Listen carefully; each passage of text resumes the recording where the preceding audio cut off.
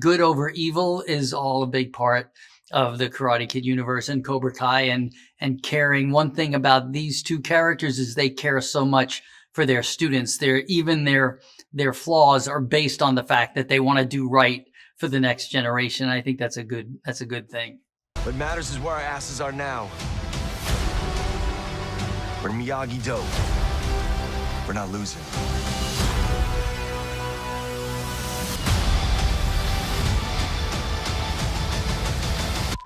Hi, Hal. Hi, William. Hi, guys. Hi. Nice to meet you. I know we have one part left, but still, Cobra Kai is nearing its end.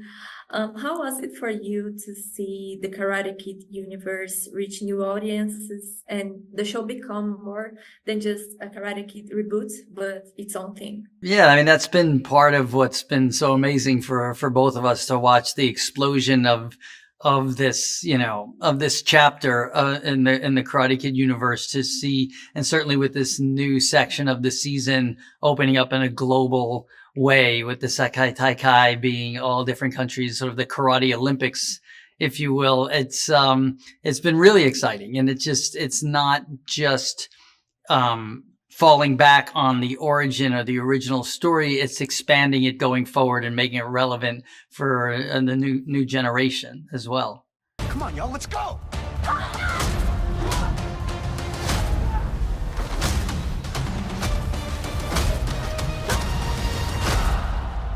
Welcome to Barcelona, bitch.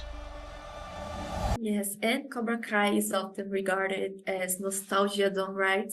What do you think was the greatest triumph of the show that got it to earn this title? I think that this show stays true to its origin, which is the movie and the relationship between Daniel Miyagi and the magic that happened in the movie. We try to do that in the show. I think that it stays true to the origin of the whole universe of Karate Kid, and in the heart and the mentorship and the growing and the triumphs and the underdogs.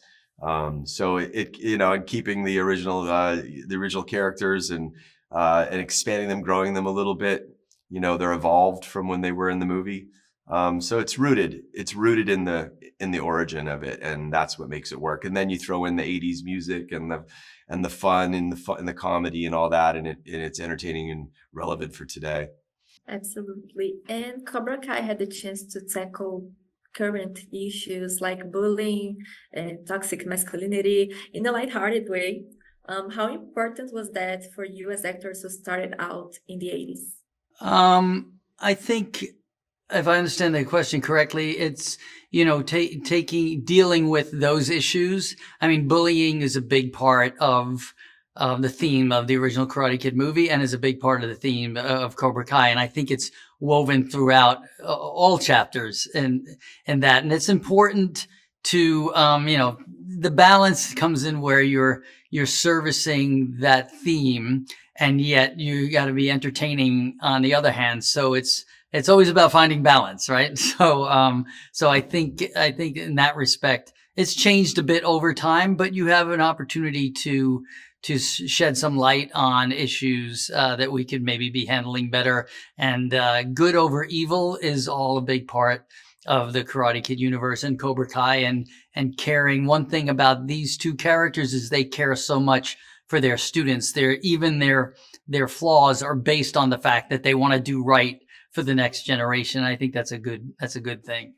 Right, and I know you can't reveal too much, but what can we expect for the final part of the last season? Well, it's teed up for the Sekai Taikai, the Karate Olympics, as Ralph said. It's quite amazing what the stunt people have done, what the actors have done. Incredible fighting and choreography, but on top of that, the incredible stories that are happening and the growth that the characters are going through, and the internal fighting they're having with themselves and each other, and trying to find their way through this time in their lives. This is the first time they have an opportunity to make something of themselves outside of the Valley and make a name for themselves. And so that's super important for both Johnny and Daniel to see them through that, and Chozen too, as their senseis. So get ready for some high level martial arts and drama and some laughs as well, as always. Yeah, the ending of the last episode was quite dramatic. I saw Yes, it. Yeah. yes, it takes you on a left-hand turn when you think you were going right, and takes us to the next level. You know, you need to kind of hit bottom before climbing back. That's all part of the narrative storytelling, and you know, so it comes to a next level in this chunk of episodes. This is like the real life drive now. This is the tires are hitting the road, and let's see how they do, and how we all do.